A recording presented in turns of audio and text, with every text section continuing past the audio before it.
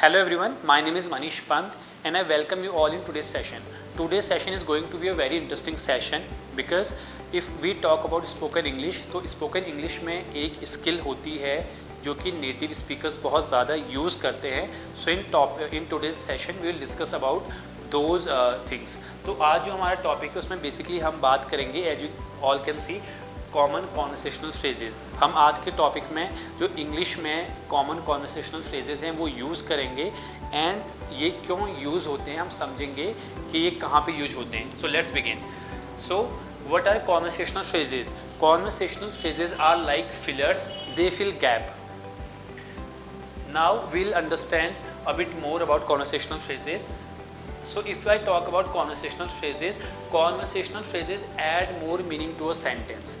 The motive of learning or speaking any language is to communicate, right? If I am learning any language or if you are learning any language, so the motive behind learning a language is to communicate in that specific language. So in order to have good communication, I told you there are many skills, but this is the skill which is used a lot by the native English speakers.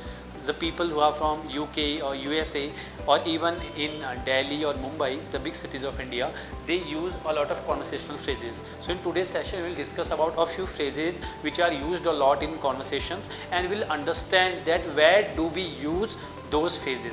So these are conversational phrases that add more meaning to a sentence. Conversational phrases can express emotion. Many times we use conversational phrases to express our emotion also and to emphasize on that specific point. So let's begin. So the first conversational phrase that we are gonna use today is I must say. Let me tell you, this is the phrase that is used a lot. ये बहुत ज़्यादा use होता है. आप Delhi NCR में अगर आप देखोगे तो इसको बहुत ज़्यादा यूज किया जाता है. इसका ये अब now will understand where do we use this और हमें इसको किस तरीके से अपनी इंग्लिश में यूज़ करना है, किस तरीके से how do we apply this particular phrase in our communication part. So let's begin. तो जो आई मस्ट से जो पहला फ्रेज था उसमें अगर मैं बात करूं, इसकी जो मीनिंग है it is very similar to I have to say. I have no choice but to say. अगर आपको कोई चीज़ कहनी है वहाँ पे आप आई मस्ट से का यूज कर सकते हो. और इसके मैं कुछ एग्जांपल्स आपको दूंगा.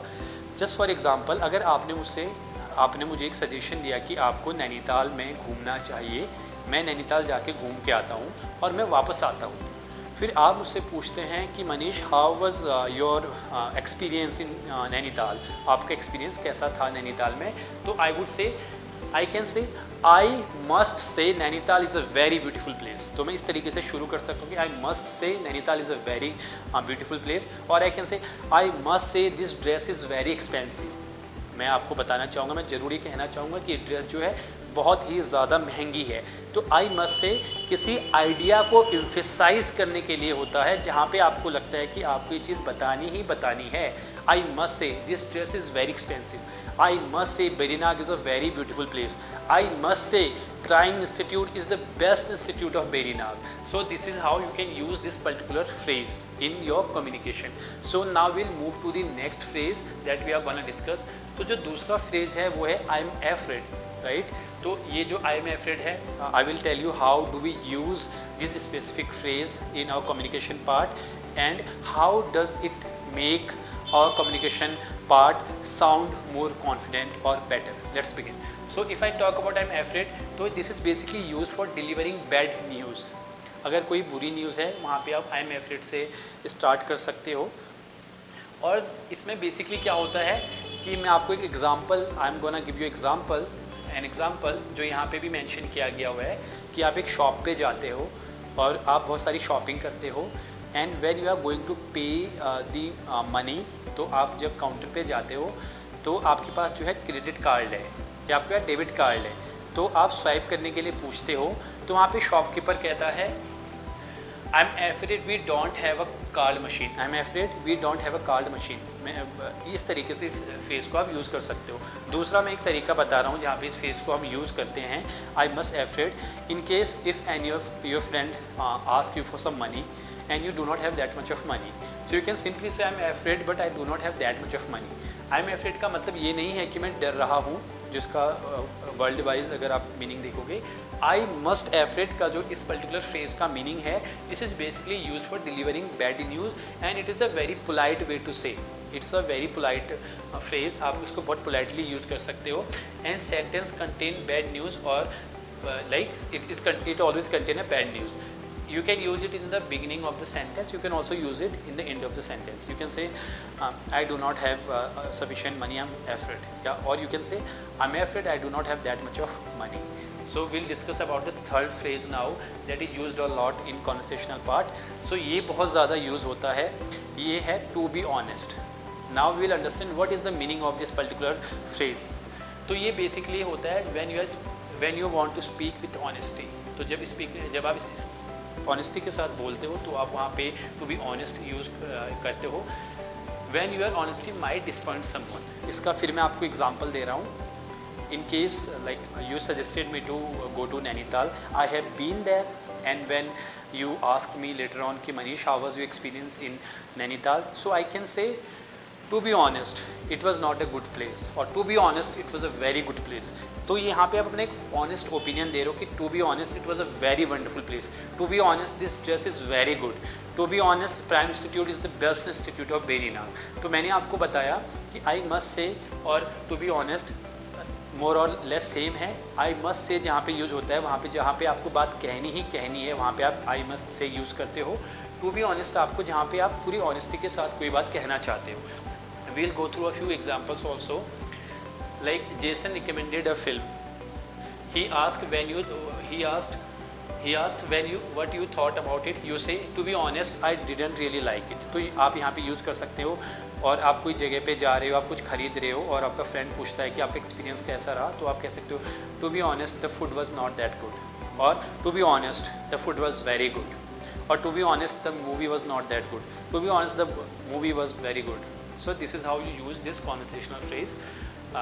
Now this phrase, if you use to be honest and you after say something, so it may be disappointing to your friend also, but you don't want to lie. So to be honest makes you sound more polite. So it is basically a very polite expression. So you can add to be honest. So in today's session we discussed about a few conversational phrases that is used a lot by the native speaker and the people who are in Delhi NCR or in big cities also. So if you want to have a good communication also, you can also add these phrases. Now I will tell you how do you use them. आप इसको अपनी communication में कैसे use करोगे. तो basically आप इसको किस तरीके से अपनी कॉन्वर्सेशन स्किल्स में या कम्युनिकेशन स्किल में यूज़ कर सकते हो. आप जब अभी बोल रहे हो आप हिंदी में ही बोलो, पर उसमें आप जब आपको कोई बात बहुत सच्चाई के साथ बतानी है तो आप इस तरीके से कह सकते हैं टू बी ऑनेस्ट वो फिल्म बहुत अच्छी नहीं थी, या टू बी ऑनेस्ट वो क्लास बहुत अच्छी थी, या टू बी ऑनेस्ट वहाँ पे मुझे बहुत अच्छा नहीं लगा. तो आप इसको हिंदी में ही slowly and gradually you should start using it in Hindi only. धीरे धीरे जब आपको लगता है कि you are confident enough, you are confident enough to use this phrase, you can use it in English also. तो इसी तरीके से आई टू बी ऑनेस्ट को आप यूज़ कर सकते हो. आई मस्ट से को भी आप उसी तरीके से हिंदी में यूज़ कर सकते हो. आप इसको किस तरीके से यूज करोगे आई मस्ट से को. बेसिकली आई मस्ट से को आप जब यूज करते हो तो इसको आप इस तरीके से यूज कर सकते हो कि आई मस्ट से आज जो टेम्परेचर है बहुत ज़्यादा गर्म है, या आई मस्ट से आज जो ट्रैफिक है बहुत ज़्यादा है, आई मस्ट से आज का दिन बहुत अच्छा नहीं रहा, या आई मस्ट से आज का गेम बहुत अच्छा नहीं रहा, आई मस्ट से आज का एपिसोड बहुत अच्छा नहीं रहा. तो इस तरीके से आप यूज कर सकते हो. आपने सिर्फ आई मस्ट से यूज जो फ्रेज है उसको यूज करा, उसके बाद आप हिंदी में ही बोल सकते हो. This is for the beginners जो अभी स्टार्टिंग कर रहे हैं, उस तरीके से यूज़ कर सकते हैं. और आई एम एफ्रेड को भी आप सिमिलरली इसी तरीके से यूज़ कर सकते हो कि अगर आपका कोई फ्रेंड आपसे पूछता है कि I want to meet you today, so आप कह सकते हो I am afraid but I do not have that much of time today. I am afraid I do not have that much of time today. I am afraid I will not be able to meet you today, I am a bit busy in some work. तो इस तरीके से आप use कर सकते हो. To be honest को भी आप इसी तरीके से यूज़ कर सकते हो कि to be honest it was a good class, to be honest it's a great place. तो इस तरीके से आप इसको slowly and gradually you should start using it in Hindi itself. Hindi के सेंटेंस के साथ आप इन जो फ्रेजेस हैं इनको स्टार्ट कीजिए यूज़ करना. So I believe today session is good for you, is really helpful for you. So अगर आपको मेरी वीडियोज़ पसंद आ रही हैं please like the video, please subscribe the channel and please share these video with your friend also, क्योंकि ये उनके लिए भी helpful हो सकती है. So see you in the next session. Till then, have a great day. Take care all of you. Bye.